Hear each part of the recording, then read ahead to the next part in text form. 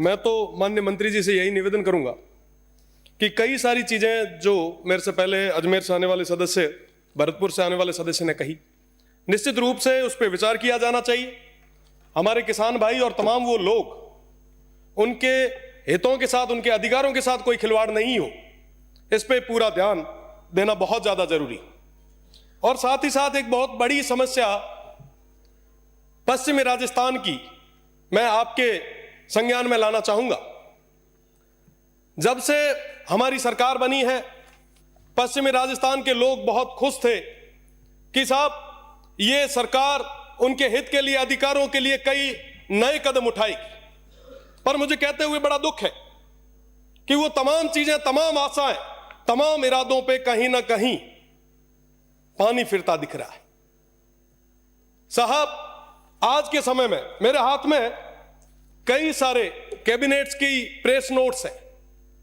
लगभग हर कैबिनेट के press note के अंदर एक ही चीज लिखी हुई आ रही है, land allotment, land allotment, land allotment और लैंड अलॉटमेंट।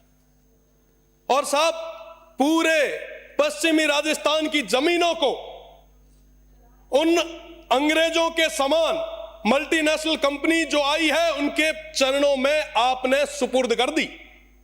हमारे वो लोग जो काल के थपेड़ों से निकल के आए थे, जो इतने साल तक वहां दूर दराज क्षेत्र में, रेगिस्तान में बैठे थे, वो इस आशा और उम्मीद के साथ बैठे थे कि साहब आप आएंगे, कुछ नया लाएंगे।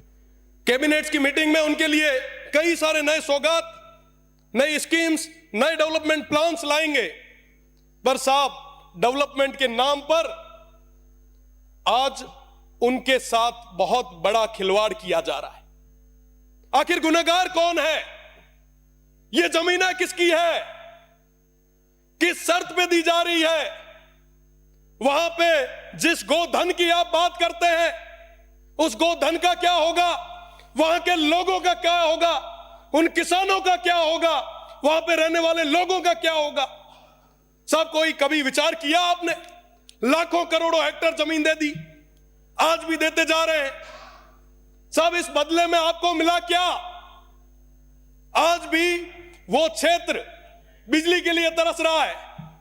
पहले वो अंग्रेज थे, हमारे उस समय के स्वतंत्रता सेनानियों ने लड़के उन्हें भगाया, पर अंग्रेजों के रूप में ये जो नए लोग आ रहे हैं, मैं आपसे निवेदन करना चाहूंगा कि इस तरीके से रेवड़ियां बांधना आप बंद करें।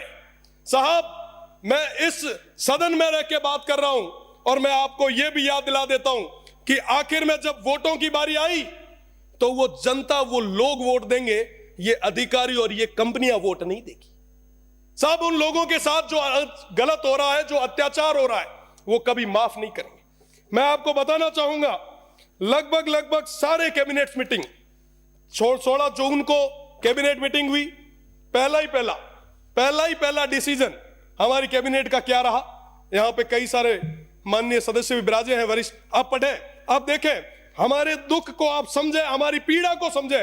और हम ये इसलिए कह रहे हैं क्योंकि आने वाली पीढ़ी आपसे और हमसे पूछेगी कि साहब, ये जब रेगिस्तान खत्म हो रहा था, ये वन्य संपदा खत्म हो रही थी, तो उस समय आप क्या कर रहे थे? साहब, भगवान के लिए ही सही, पर उन लोगों के साथ जो कहीं ना कहीं अनपढ़ रहे, इस तरीके का अत्याचार आप ना करें। अगर वो लड़ने के लिए आगे आ गए तो मैं आपको बता दूं कि रोकने के लिए आपका सिस्टम फेल हो जाएगा। वो मजबूत लोग हैं जो 75 और 61, 65 और 71 की लड़ाइयों में जिन्होंने अपने सिर दिए, उनको हल्के में ना आंकें, उनके साथ इस तरीके का अत्याचार ना करें। उनकी जमीनों को कौड़ियों के दाम पर आप मल्टीनेशनल कंपनियों के चरणों में ना दें।